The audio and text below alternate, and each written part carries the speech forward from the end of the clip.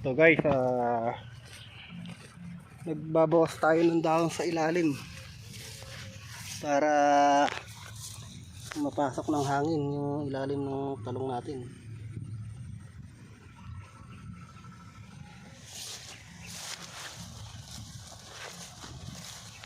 Bali, mag-harvest na tayo bukas. First harvest natin.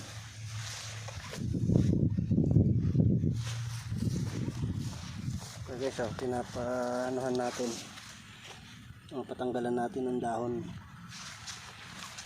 Yan naman sila guys. Tapos tayo nagtatali.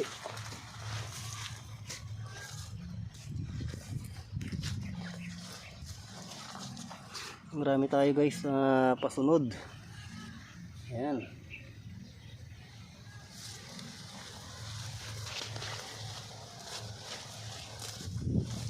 So guys, pinopollinate ng bubuyog yung mga bulaklak natin. Ayan, nagpo-pollinate yung bubuyog.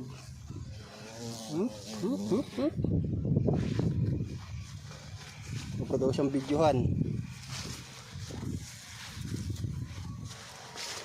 Kaya kung maaari sa mga katalong natin, huwag kayong mag-i-spray ng ganitong oras at andito yung mga bubuyog, nagpo-pollinate sila ng bulaklak. Ito guys, makikinis sila.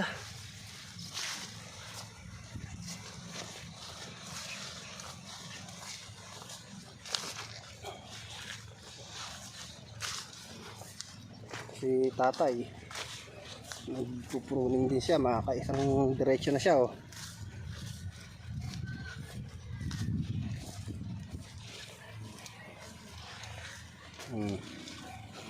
Ginugunting nila.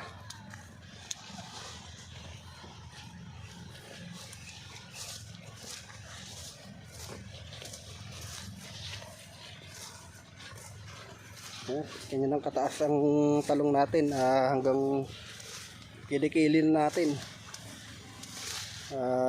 Bali baka 50 days pa lang ito. Ayan si mother, seryoso. Sasalubong sila ni tatay. Ayan, makakasadsad na sila. Sasalubong ulit sila sa kabila.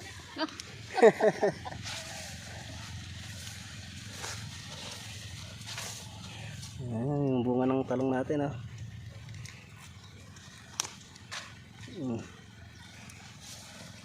The best na pag-i-spray dito, dumidilim.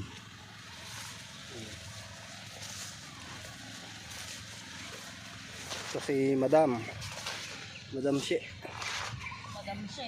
Talang pito dito, nabilad-bilad na ako. Ayun nagugunting siya.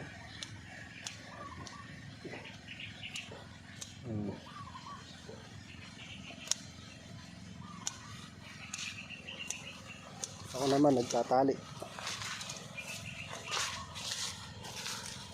Yun lang.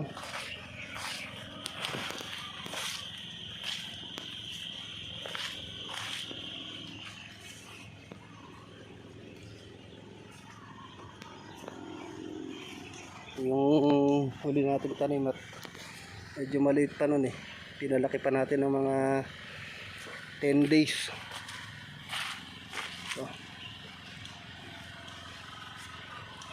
Kamatis natin, ayun.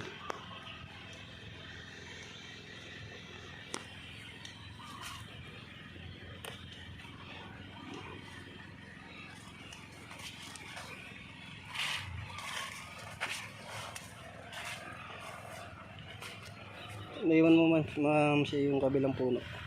Ano? Yung isang puno, ayan yung katabi. Tanggalin dahon yan.